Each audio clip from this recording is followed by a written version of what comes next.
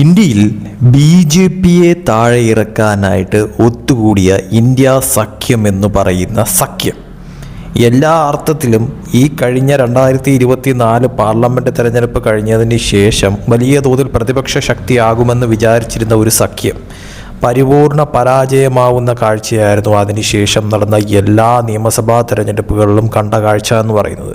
അതായത് ബി.ജെ.പി തളർന്നു പോകും, ഇനി പ്രതിപക്ഷം ശക്തിപ്പെടുമെന്ന് വിചാരിച്ചിടത്ത് ബി.ജെ.പി വീണ്ടും പഴയതിൽ കൂടുതൽ ശക്തി പ്രാപിക്കുന്ന തരത്തിലോട്ട് കാര്യങ്ങൾ മാറുകയും അവിടെ പ്രതിപക്ഷം ഇന്ത്യ സഖ്യം പരിപൂർണ പരാജയമായി പോകുന്ന തരത്തിലോട്ടും കാര്യങ്ങൾ മാറുകയായിരുന്നു.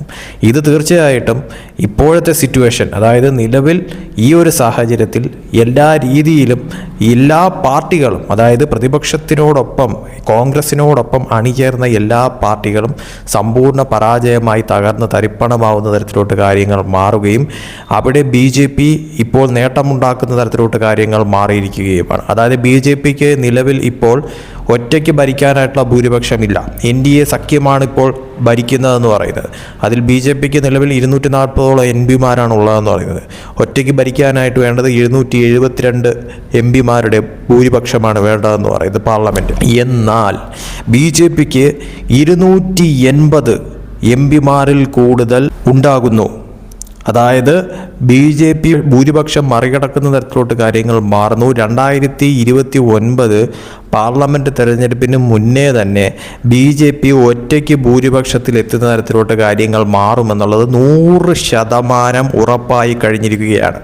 അതായത് പ്രതിപക്ഷ പാർട്ടികൾ എല്ലാ അർത്ഥത്തിലും തരിപ്പണമായി പോകുന്ന തരത്തിലോട്ട് സഖ്യമേ എല്ലാ അർത്ഥത്തിലും രാഹുൽ ഗാന്ധിയെ പോലും പരിപൂർണമായി അവഗണിക്കുന്ന തരത്തിലോട്ട് കാര്യങ്ങൾ മാറുകയും എല്ലാ കുറ്റങ്ങളും രാഹുൽ ഗാന്ധിയുടെ മണ്ടക്കിട്ടുകൊണ്ട് കോൺഗ്രസ് എന്ന് പറയുന്ന പാർട്ടിയെ ഇനി തങ്ങളോടൊപ്പം നിർത്തിയിട്ട് യാതൊരുവിധ പ്രയോജനവുമില്ല എന്ന തരത്തിലോട്ട് കാര്യങ്ങൾ മാറുന്ന നിലവിലത്തെ സാഹചര്യത്തിൽ ഈ പറയുന്ന തോതിൽ പ്രധാനപ്പെട്ട സഖ്യ പാർട്ടികളായിട്ടുള്ള DMK ആയാലും TMC ആയാലും അതോടൊപ്പം തന്നെ മറ്റു പാർട്ടികളൊക്കെ തന്നെ ആയാലും SP ആയാലും ഒക്കെ തന്നെയും വലിയ തോതിലുള്ള പ്രഷറാണ് ഇപ്പോൾ കോൺഗ്രസിന് മേൽ ചാർത്തിയിരിക്കുന്നത് എന്നുള്ളതാണ് യാഥാർത്ഥ്യമായിട്ടൊരു കാര്യമെന്ന് പറയുന്നത്.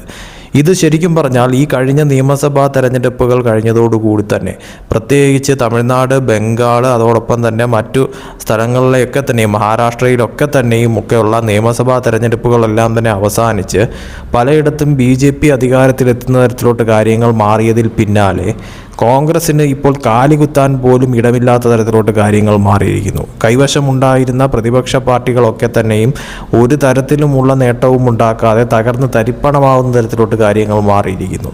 അവരെല്ലാം തന്നെ കോൺഗ്രസിനെതിരെ തിരിയുന്ന തരത്തിലോട്ടും കാര്യങ്ങൾ മാറിയിരിക്കുന്നു. ഇപ്പോൾ ഏറ്റവും കൂടുതൽ ഒരു തരത്തിൽ പറഞ്ഞു കഴിഞ്ഞാൽ ദുർബലമായി മാറിയിരിക്കുന്നത് ഇന്ത്യ സഖ്യവും പരിപൂർണമായിട്ട് എല്ലാ അർത്ഥത്തിലും നേട്ടമുണ്ടാക്കിയിരിക്കുന്നതും അതോടൊപ്പം തന്നെ സ്ട്രോങ് ആയി മാറിയിരിക്കുന്നതും ഇപ്പോൾ ബി.ജെ.പി NDA ആണ് എന്നുള്ളത് എടുത്ത് പറയേണ്ടി വരും. ഇതിൻ്റെ നേട്ടമെന്ന് പറയുന്നത് ബി.ജെ.പിക്ക് ഇനി അങ്ങോട്ട് എം.പിമാരുടെ എണ്ണത്തിൽ വർധന ഉണ്ടാവാനായിട്ട് പോവുകയാണ്.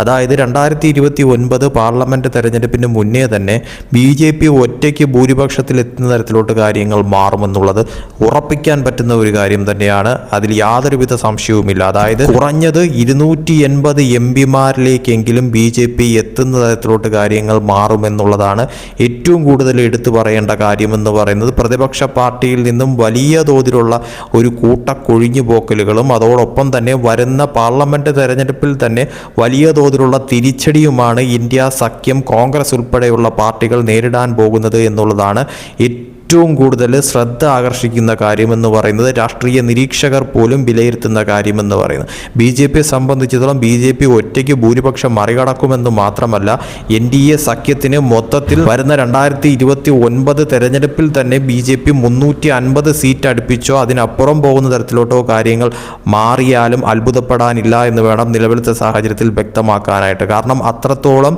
പ്രതിപക്ഷം ഇന്ത്യ സഖ്യം ദുർബലമായി തരിപ്പണമാവുന്ന തരത്തിലോട്ട് കാര്യങ്ങൾ കാര്യങ്ങൾ മാറുകയും BJP NDA സഖ്യം വളരെ വലിയ തോതിൽ സ്ട്രോങ് ആയി മാറുന്ന തരത്തിലോട്ടും കാര്യങ്ങൾ മാറിയിരിക്കുകയാണ്. ഇത് തീർച്ചയായിട്ടും രാഹുൽ ഗാന്ധിക്കായാലും പ്രതിപക്ഷ സഖ്യങ്ങൾക്കായാലും വളരെ വലിയ തോതിലുള്ള ഒരു തിരിച്ചടിയാണ് സമ്മാനിച്ചിരിക്കുന്നത് എന്ന കാര്യത്തിൽ യാതൊരു സംശയവുമില്ല.